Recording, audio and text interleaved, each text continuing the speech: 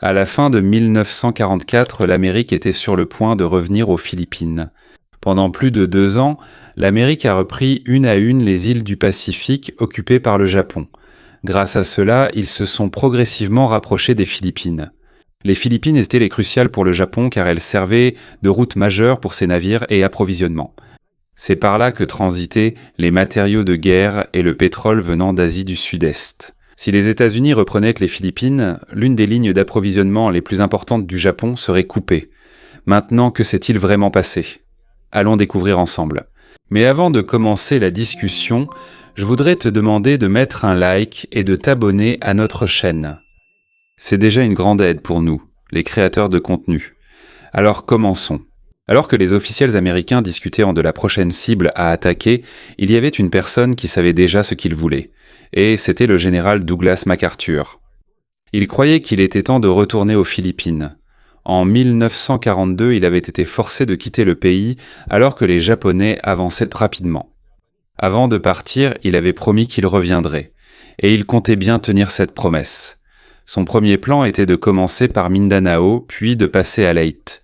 Pour MacArthur, Leyte était important car si l'Amérique le reprenait, il leur serait plus facile de récupérer les autres parties des Philippines, y compris Manille. Pendant que le plan était en cours d'élaboration, les porte-avions américains aidèrent à détruire la défense japonaise. Sous la direction de l'amiral William Halsey, la Task Force 38 a mené de grandes attaques aériennes dans différentes régions. Des centaines d'avions japonais ont été détruits. À cause de cela, les Américains ont remarqué que la défense japonaise autour des Philippines était plus faible que ce qu'ils avaient prévu. En raison de ces bons résultats, Halsey a suggéré de ne pas attendre décembre pour l'invasion de Leyte. Il serait préférable de le faire plus tôt. Les principaux dirigeants militaires américains ont accepté, mais cette précipitation a un prix. Tous les préparatifs n'en allaient pas totalement achevés. Les soldats qui allaient envahir Leyte seraient donc protégés par la 7e flotte, mais beaucoup de leurs cuirassés étaient déjà de vieux navires. En même temps, la saison des violentes tempêtes approchait dans le Pacifique. Si le temps empirait, il deviendrait difficile d'utiliser les aérodromes au sol. Pour cette raison, MacArthur a insisté pour que les porte-avions de Halsey restent à proximité afin de fournir un soutien aérien supplémentaire. L'amiral Chester Nimitz a accepté, mais il avait un autre ordre pour Halsey. S'il y avait une occasion de détruire une grande partie de la marine japonaise, cela devait être la priorité. En d'autres termes, si Halsey voyait la flotte principale du Japon, il pouvait laisser de côté les autres tâches et concentrer toutes ses forces pour la détruire. En réalité, MacArthur n'était pas au courant de cet ordre, et plus tard, ce détail allait devenir très important. Pendant ce temps, le Japon se préparait également à l'attaque américaine qui l'attendait. Ils ont appelé leur plan Shaw 1 ou Victoire 1, mais même certains responsables japonais n'avaient pas vraiment confiance en ce plan. À ce stade de la guerre, le Japon avait déjà perdu de nombreux navires, avions et pilotes expérimentés. Leur puissance était bien inférieure à celle des premières années du conflit. Cependant, ils disposaient encore de quelques navires de guerre très puissants. Cela inclut le Yamato et le Musashi, qui comptent parmi les plus grands cuirassés jamais construits dans l'histoire. Ils avaient aussi des destroyers capables de lancer des attaques de torpilles à longue portée. Mais même avec ces navires, l'Amérique restait plus puissante. Ils avaient un plus de porte-avions, plus d'avions, plus de pilotes expérimentés et plus de ravitaillement. Et le Japon avait encore un autre problème. Leur marine et leur armée de terre n'étaient pas toujours d'accord. Ils faisaient souvent des plans séparés, même s'ils avaient le même ennemi. À cause de cela, la coordination de leurs opérations est devenue plus difficile. Pendant que le Japon étudiait où l'Amérique attaquerait ensuite, il se préparait à différentes cibles possibles. L'une de ces cibles était les Philippines. Une autre était Formose, aujourd'hui connue sous le nom de Taïwan. Comme il manquait également d'essence, leurs grandes armadas ne pouvaient pas voyager facilement. Ils devaient d'abord s'assurer de l'endroit exact où l'Amérique attaquerait avant d'agir. Cela signifie que même si l'invasion américaine commençait, il faudrait encore plusieurs jours avant que la principale armada japonaise n'arrive. Les responsables japonais le savaient. Mais ils espéraient toujours trouver une occasion d'attaquer les navires américains. En octobre, le commandant japonais, l'amiral Suemo Toyoda, était convaincu que Leyte serait la cible.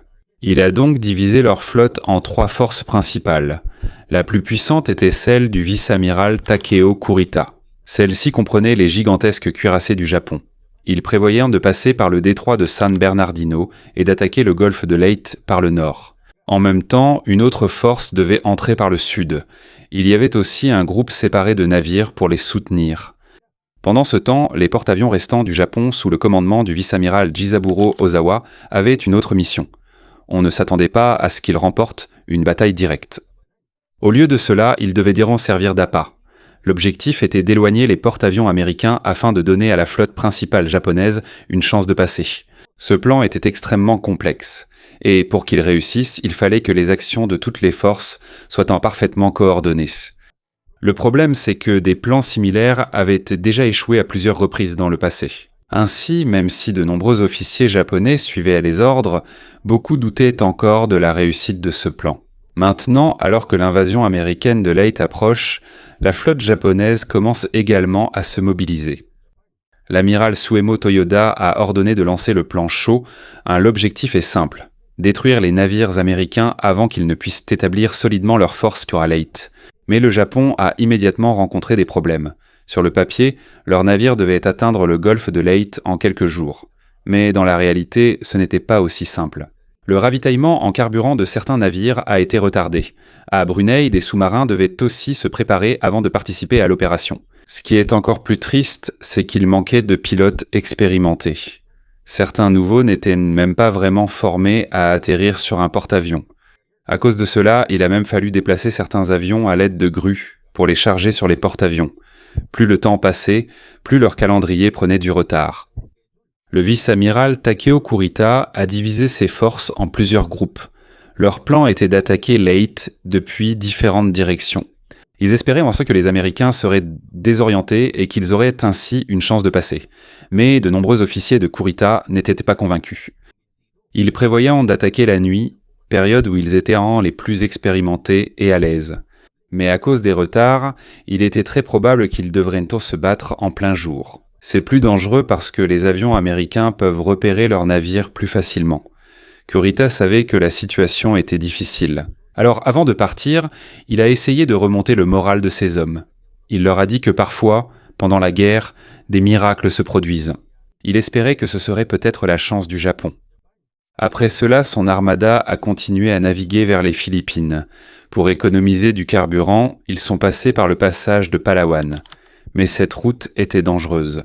Cet endroit est connu pour être où les sous-marins américains patrouillaient souvent, et c'est exactement ce qui s'est passé. Le 23 octobre, 2 sous-marins américains ont repéré l'armada de Kurita. Ils ont immédiatement attaqué. 2 croiseurs lourds japonais ont coulé. L'un d'eux était le navire amiral de Kurita. Un autre croiseur a été gravement endommagé. C'était un coup dur pour le Japon, mais pendant que cela se produisait, ils ont aussi remporté une victoire. Les avions japonais restants venant de Formose ont été transférés aux Philippines pour aider à l'opération.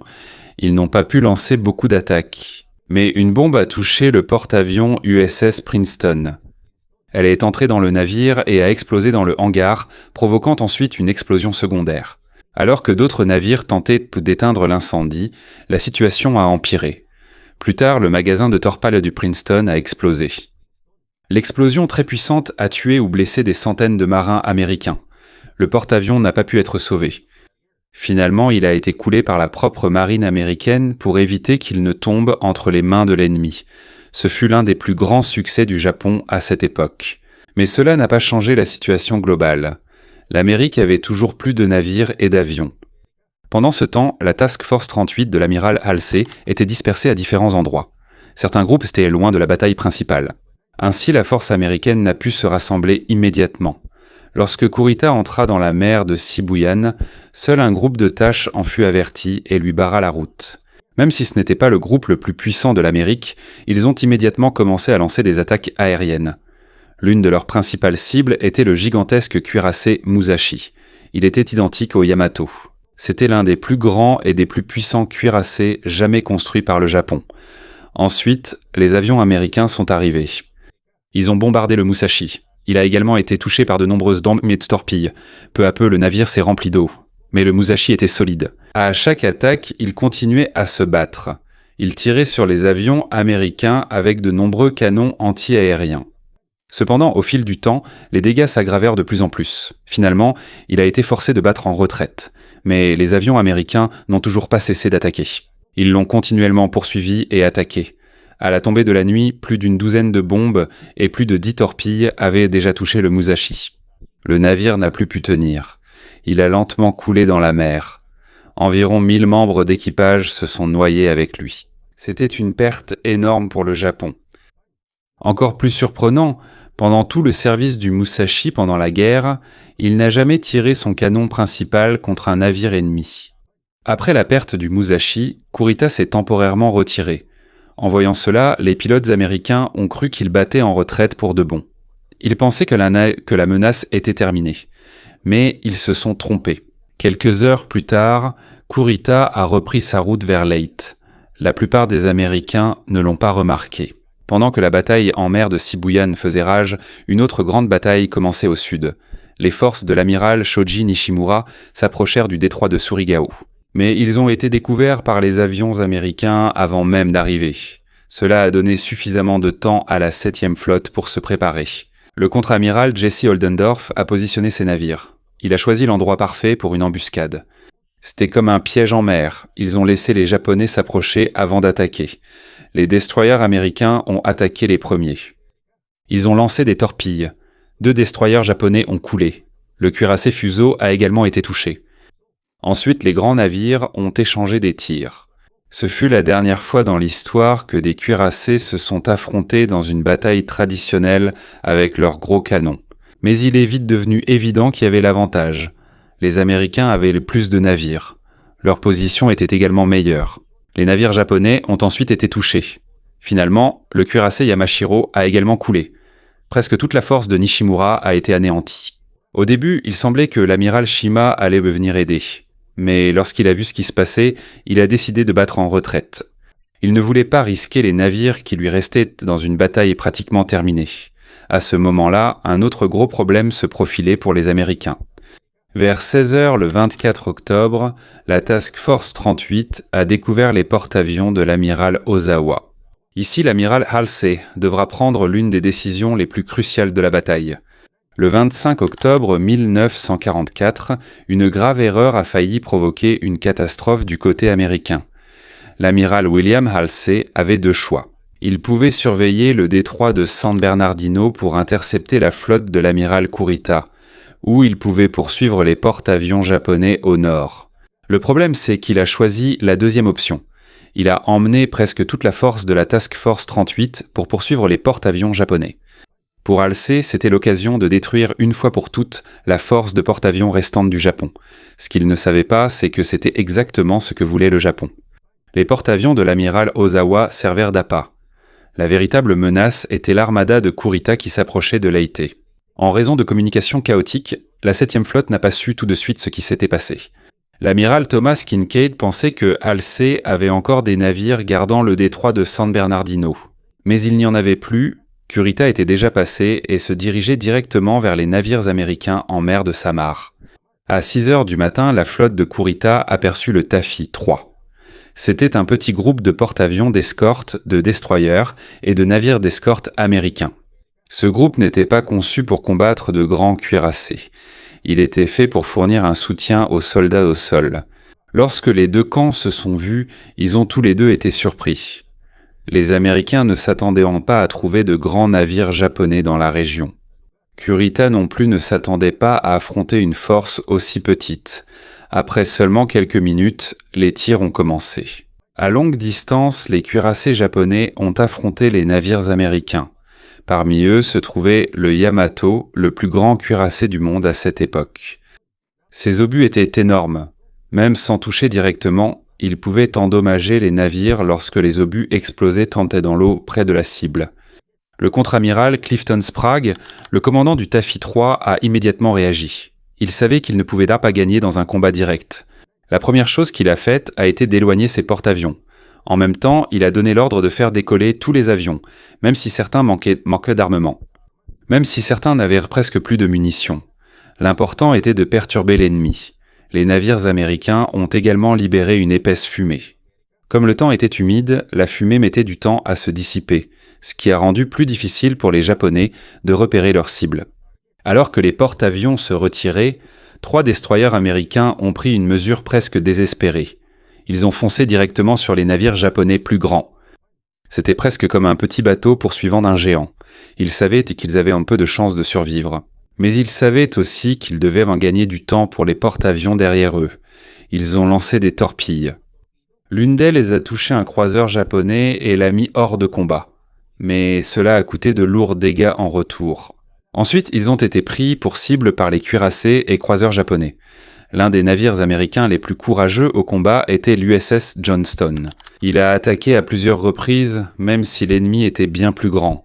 Finalement, il a aussi coulé. L'USS Howell a subi le même sort, après avoir été touché par de nombreux obus. Pendant que tout cela se passait, les avions américains continuaient d'attaquer. Beaucoup d'entre eux n'avaient plus de bombes, certains n'avaient plus de torpilles, mais ils ne se sont pas arrêtés. Ils ont attaqué encore et encore pour perturber les navires japonais. À cause de cela, les Japonais ont été forcés de manœuvrer et de changer de direction. Peu à peu, certains croiseurs ont été endommagés. Direction. Peu à peu, certains croiseurs ont également été endommagés. Au milieu de la confusion, Kurita a eu un malentendu. Il croyait que les porte-avions américains étaient ses ennemis, et pensait que d'autres forces arrivaient. Cela l'a fait douter. La confusion augmentait au fil du combat, et certains de ces navires, dont Palio, étaient déjà portés disparus. Plus le combat durait, plus la confusion s'intensifiait. Il avait déjà des navires portés disparus, des équipages de croiseurs endommagés, et il n'arrivait toujours pas à saisir l'ensemble de la situation. Après de longues heures de combat, il a pris une décision qui a surpris beaucoup de monde. Il a ordonné à son armada de battre en retraite. Au lieu de poursuivre l'attaque sur Leyte, il est retourné en direction du détroit de San Bernardino. Pour l'Amérique, c'était une chance inouïe. Si Kurita avait poursuivi son attaque, il aurait pu atteindre les navires de transport et les navires de ravitaillement à Leyte. Et il est possible que les dégâts causés à l'opération américaine auraient été encore plus importants. Mais même si la principale flotte japonaise s'est retirée, le danger n'est pas encore écarté. Quelques heures seulement se sont écoulées avant qu'un nouveau type d'attaque ne frappe les navires américains. C'est la première utilisation massive des kamikazes. Le mot kamikaze signifie vent divin ou souffle sacré. De cette manière, le pilote s'écrase volontairement avec son avion sur le navire ennemi. À l'époque, certains pilotes le faisaient d'eux-mêmes, quand ils perdaient en tout espoir de retour. Mais à la fin de 1944, le Japon en a fait une tactique de guerre officielle. La raison était simple. Il manquait cruellement de pilotes expérimentés, d'avions modernes et de carburant suffisant. Leur commandant savait qu'il était devenu difficile d'arrêter l'avancée américaine. C'est pourquoi il croyait qu'un avion s'écrasant directement sur sa cible causerait plus de dégâts qu'une attaque normale. À Leyte, la première grande opération kamikaze a commencé et elle a immédiatement causé des dégâts. L'un des navires touchés était l'USS St. Louis. Après avoir été touché par un kamikaze, le navire a explosé puis a finalement coulé. Les Américains ont été surpris par cette nouvelle tactique et pour le Japon, ce n'était que le début. Au cours des mois suivants, les attaques kamikazes se sont intensifiées à mesure que les forces américaines s'approchèrent du Japon même. À première vue, les kamikazes semblaient extrêmement dangereux. Et c'est vrai, de nombreux navires américains ont été endommagés à cause de cela. Certains ont même coulé. Mais au fur et à mesure que la guerre avançait, l'Amérique a appris comment y faire face. L'une de leurs armes les plus importantes était un système anti-aérien plus moderne. Avant, les soldats devaient deviner quand leurs obus exploseraient dans les airs, mais plus tard, ils ont utilisé un nouveau type de fusée. Elles pouvaient détecter l'approche d'un avion et exploser automatiquement lorsque la cible était assez proche. Grâce à cela, il leur était plus facile d'atteindre les avions qui approchaient, mais ce n'était pas la raison la plus importante. Le radar restait encore plus essentiel. Grâce au radar, les Américains pouvaient savoir s'il y avait un avion qui approchait, alors qu'il était encore loin. Lorsqu'ils repérèrent l'ennemi à l'avance, ils pouvaient immédiatement envoyer des avions de chasse pour l'intercepter. Et lorsqu'un kamikaze était intercepté alors qu'il était encore loin de la cible, il avait très peu de chances d'atteindre le navire. En d'autres termes, plus tôt il repérait taille l'ennemi, plus grandes étaient les chances que l'attaque échoue. À cause de cela, l'efficacité des kamikazes a progressivement diminué. Beaucoup de navires ont tout de même été touchés. Mais cela n'a pas suffi à changer le cours de la guerre. Bien souvent, ce n'étaient même pas les grands porte-avions qui étaient touchés. Ce sont plus souvent les destroyers et d'autres navires plus petits qui étaient touchés. Cela s'explique par le fait qu'ils étaient les premiers à croiser les pilotes japonais. Ce sont aussi eux qui étaient souvent équipés d'un radar d'alerte pour la flotte principale. C'est pourquoi ils devenaient la première cible. À la fin de la guerre, des milliers de pilotes japonais avaient été envoyés en mission kamikaze. Kamikaze. Ils ont détruit des navires et causé de nombreuses pertes américaines. Mais ils n'ont pas pu empêcher les forces alliées de s'approcher du Japon. Au final, les kamikazes n'ont pas changé l'issue de la guerre. Pendant ce temps, les historiens discutent encore aujourd'hui de la décision de l'amiral Takeo Kurita. Beaucoup se demandent pourquoi il s'est retiré. Pourquoi n'a-t-il pas continué dans le golfe de Leyte ? Certains pensent qu'il aurait pu atteindre les navires américains et causer des dégâts bien plus importants. Mais il existe aussi un autre point de vue. À ce moment-là, ces hommes étaient déjà épuisés. Il avait déjà perdu des navires. Beaucoup d'autres étaient endommagés. Il ne connaissait pas non plus la situation complète autour de lui. Il pensait encore être entouré par des forces américaines bien plus importantes. Il croyait aussi que de nombreux porte-avions l'attendaient encore. De plus, il manquait de carburant. Même s'il entrait dans le golfe de Leyte, la cible importante pouvait déjà être partie. Il a donc choisi de battre en retraite. Jusqu'à présent, cela reste l'une des décisions les plus controversées de l'histoire de la guerre navale. Pendant que Kurita battait en retraite, une autre bataille commençait au nord. Là-bas, les porte-avions de l'amiral Ozawa attendaient. Ce sont les porte-avions qui ont été utilisés comme appât pour éloigner Halsey de Leyte. Et à ce moment-là, ils avaient réussi leur mission. Ils avaient détourné la principale force américaine, mais cela avait un prix. Maintenant, c'est eux qui allaient devenir la cible. Aux premières heures du 25 octobre, l'attaque massive de l'Amérique contre l'armada d'Ozawa a commencé. Ensuite, les avions ont décollé des porte-avions américains. Pendant ce temps, le Japon ne disposait plus que de quelques avions. En fait, ils n'ont pu envoyer que très peu d'appareils pour la défense. Ils n'étaient plus comme la puissante force de porte-avions japonaise d'autrefois. Au début de la guerre, l'un des principaux objectifs de l'Amérique était le Zuikaku. Ce navire était important, car il était l'un des derniers porte-avions restants ayant participé à l'attaque de Pearl Harbor en 1941.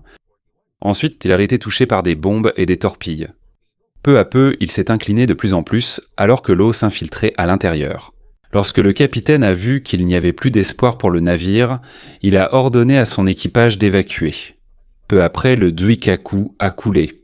Avec lui, les autres porte-avions du Japon ont également coulé. En une seule journée, presque toute la force de porte-avions restante du Japon a été anéantie. C'était un coup extrêmement dur. Même s'ils avaient quelques porte-avions sur le papier, il manquait d'eux d'avions et de pilotes expérimentés pour s'en servir efficacement. Cependant, Halsey n'avait pas encore complètement détruit toute l'armada japonaise. Pendant qu'il était occupé au nord, Kurita continuait de s'éloigner. Lorsque la 7e flotte a demandé de l'aide depuis le sud, il était trop tard pour poursuivre la principale force japonaise. Au final, certains navires japonais ont réussi à s'échapper. Mais le résultat était clair. La capacité du Japon à mener de grandes opérations navales diminuait progressivement. Et après la bataille du golfe de Leyte, la marine japonaise ne pourra plus jamais se relever en tant que force majeure dans la guerre. À la fin de la bataille du Cap Engagno, la plus grande confrontation navale de toute l'histoire commençait à s'apaiser. C'était la bataille du golfe de Leyte. De nombreux historiens débattent encore de l'emplacement exact du début et de la fin de la bataille. Cela s'explique par le fait que de nombreuses batailles se sont déroulées simultanément dans différentes parties des Philippines. Il y avait des combats en mer, il y avait des combats dans les airs, et il y avait aussi des combats au sol à Leyte. Mais une chose est claire, le Japon a subi d'énormes pertes. Des milliers de soldats et de marins ont été tués. Ils ont également perdu de nombreux navires qui ne pourront jamais être remplacés. Du côté américain, il y a également eu de lourdes pertes. De nombreux navires ont été endommagés. Beaucoup de soldats sont morts ou ont été blessés. Mais dans l'ensemble, les dégâts subis par le Japon sont encore plus importants. À première vue, le résultat semble très clair. L'Amérique a gagné. Mais au fil des années, une question revient sans cesse. Aurait-il pu faire plus ? De nombreux critiques pointent du doigt l'amiral William Halsey. Selon eux, il est tombé dans le piège tendu par le Japon. Alors qu'il poursuivait les porte-avions d'Ozawa au nord, la flotte de Kurita a réussi à passer par le détroit de San Bernardino. S'il avait laissé une force plus importante pour surveiller la zone, Kurita n'aurait peut-être pas pu s'approcher de Samar. Certains disent aussi qu'il a accordé trop d'importance à la destruction des porte-avions japonais plutôt qu'à la protection du golfe de Leyte. Mais il existe aussi un autre point de vue. Selon les partisans de Halsey, il est facile de juger une décision une fois que l'on connaît ce qui s'est passé après la bataille. À cette époque, les informations dont ils disposaient étaient différentes. D'après ce qu'ils savaient, la flotte de Kurita avait déjà subi de lourds dégâts. Ils pensaient qu'elle ne représentait plus une grande menace. Pendant ce temps, les porte-avions japonais étaient toujours considérés comme des cibles extrêmement dangereuses. De plus, il avait reçu l'ordre de donner la priorité aux porte-avions ennemis. Lorsqu'ils ont été repérés, l'Amérique faisait alors face à un autre problème. Sa structure de commandement était désorganisée. Il n'était pas toujours clair qui devait communiquer avec qui. Il arrivait que l'information circule lentement. Et il y avait aussi des moments où les commandants comprenaient la situation différemment. Ainsi, même si l'Amérique a gagné, la bataille a également révélé certaines faiblesses dans leur système. Malgré cela, il ne fait aucun doute que c'était une grande victoire pour l'Amérique. Même certains officiels japonais ont admis qu'ils avaient en subi une lourde défaite. Et pour être honnête, beaucoup de leurs commandants ne croyaient déjà plus au succès du plan chaud un avant même qu'il ne commence. L'Amérique avait déjà un avantage considérable. Ils avaient un plus de navires, plus d'avions, plus de pilotes expérimentés. Leur capacité à fournir des approvisionnements et de nouveaux équipements était bien supérieure. Même si le plan du Japon avait été parfait, de nombreux historiens pensent qu'ils auraient quand même eu très peu de chances de gagner. Un autre gros problème était leur objectif principal. Ils voulaient empêcher l'invasion américaine à Leyte.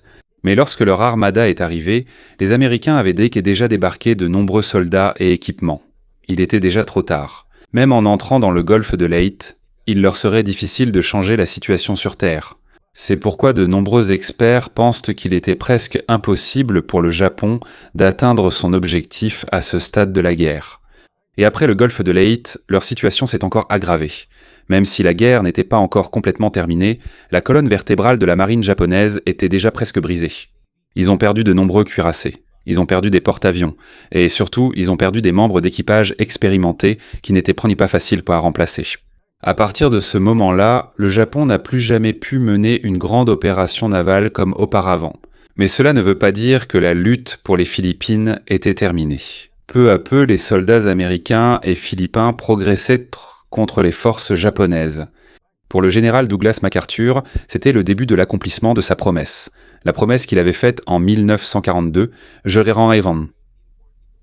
reviendrai ». Mais la reconquête de l'ensemble des Philippines ne sera pas facile. De nombreux mois de combats acharnés sont encore à venir, beaucoup d'autres viras seront perdues, et de nombreuses autres villes seront détruites avant que la guerre ne prenne fin. Pendant ce temps, de l'autre côté du monde, la chute de l'Allemagne nazie en Europe approche également. Alors que les forces alliées s'approchent de Berlin, l'Amérique se rapproche également du territoire même du Japon. La bataille du golfe de Leyte n'a pas mis fin à la Seconde Guerre mondiale, mais elle a révélé une vérité importante. À ce stade de la guerre, la question n'est plus de savoir si le Japon va gagner. La seule question est de savoir combien de temps il leur reste avant que leur combat ne prenne fin définitivement.